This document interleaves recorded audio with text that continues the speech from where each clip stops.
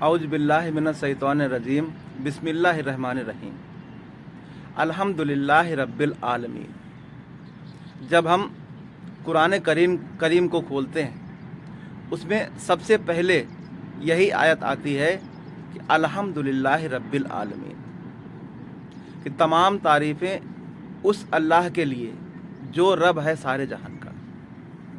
अल्लाह कुरान करीम में सबसे पहले अपने बंदों को नसीहत कर रहा है कि तुम सब उस अल्लाह की तारीफ़ बयान करो, उसकी पाकी बयान करो जो रब है सारे जहान का।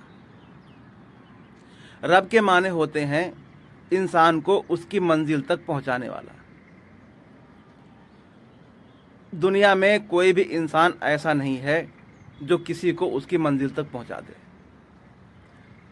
सहारा देते हैं, साथ देते हैं, सब कुछ करते हैं, लेकिन ज़रूरी नहीं कि वो इंसान अपनी मंजिल तक पहुंच जाए।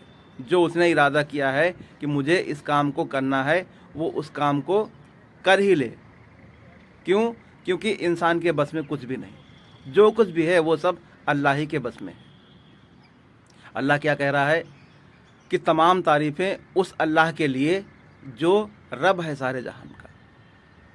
रब है, तमाम आलमों का रब है। आलम कितने हैं ये अल्लाह ही बेहतर जानता है, लेकिन कुछ आलम हैं जिनको अल्लाह ने बताया है, जैसे कि आलम अरवाह, इंसानों का पहला ठिकाना वही है। आलम अरवाह, आलम रहम, आलम दुनिया, आलम बरज़ख, आलम कब्र, आलम आखरत, ये सब आलम हैं। इन सब का मालिक कौन है? अल्लाह। जितने भी आलम हैं उन सब का मालिक कौन है? अल्लाह। हर इंसान को हर आलम के अंदर उसकी मंजिल तक पहुंचाने वाला।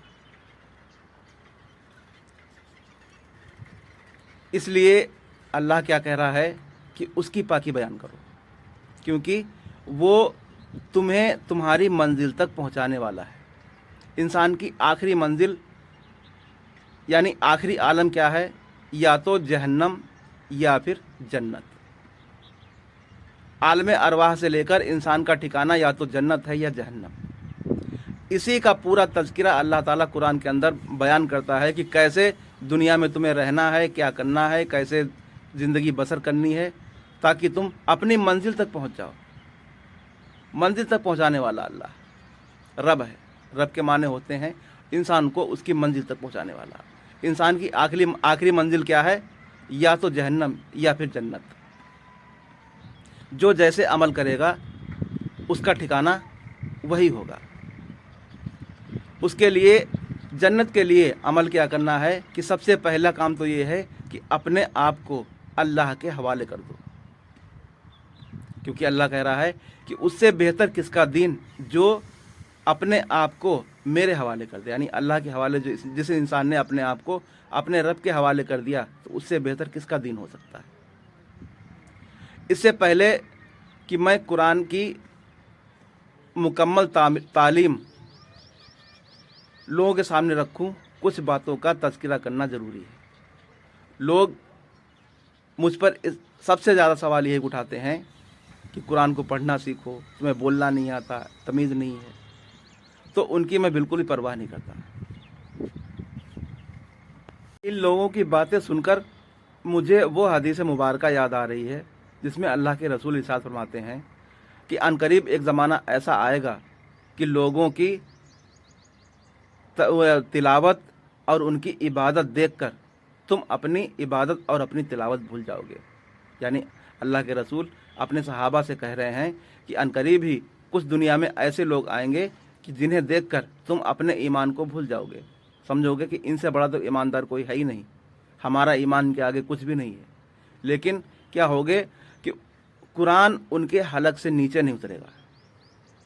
नहीं, ज़ुबान को तोड़ मड़ोड़ कर इस तरीके से कुरान को पढ़ेंगे कि इनसे बड़ा कोई यानी दुनिया में समझने वाला है ही नहीं। लेकिन क्या होगा कि कुरान उनके हलक से नीचे नहीं उतरेगा। तो ऐसे लोगों की मुझे बिल्कुल भी परवाह नहीं। ये मुझे क्या कहते हैं, मुझे इसकी बिल्कुल भी परवाह नहीं। मैं इनका अंजाम लोगों को बता चुका हूँ। इनका ठिकाना क्या है? जहन्नम। क्योंकि अल्लाह के रसूल ने फरमाया कि 73 में से 72 फिरके जहन्नम में जाएंगे। اور یہ 72 فرقوں میں سے ہیں۔ سب سے پہلا اصول یہ ہے دین کو سمجھنے کے لیے، جنت تک کا سفر طے کرنے کے لیے سب سے ضروری یہ ہے کہ پہلے اپنی پوزیشن کو دیکھو کہ ہماری پوزیشن کیا ہے، کہ دنیا میں ہم کس اسٹیج پر ہیں، کس لائن میں ہیں، جنت والے میں ہیں یا جہنم والے میں۔ اللہ نے ہر چیز جوڑے جوڑے سے بنائی، ایسے ہی جنت اور دوزخ کے لیے انسانوں کے 2 گروپ ہیں۔ یہاں پر یاد رکھیں کہ میں دنیا کے انسانوں کو 2 حصوں میں تقسیم کرتا ہوں۔ ایک حصہ وہ ہے جو جنت والا اور دوسرا جہنم والا، اس کے سوا تیسرا کوئی گروپ ہے ہی نہیں۔ چاہے وہ شیعہ ہوں، سنی ہوں، یہودی ہوں، عیسائی ہوں، یہ سب کیا ہیں؟ یہ سب اس گروپ میں ہیں جو جہنم میں جائیں گے، کیونکہ ان کے پاس کوئی دلیل ہے ہی نہیں۔ اگر ہے تو آئیں۔ میں ان سے کہہ چکا ہوں کہ بات کرنا پسند نہیں کرتا، لیکن اس مسئلے پر ان سے ضرور بات کروں گا اگر یہ اپنے آپ کو میرے سامنے مسلمان ثابت کرتے ہیں۔ جو لوگ مجھ پر انگلیاں اٹھاتے ہیں، مجھ پر طنز کستے ہیں، تو آئیں اور اپنے آپ کو مسلمان ثابت کر کے دکھلاتے ہیں۔ دعویٰ ہے میرا۔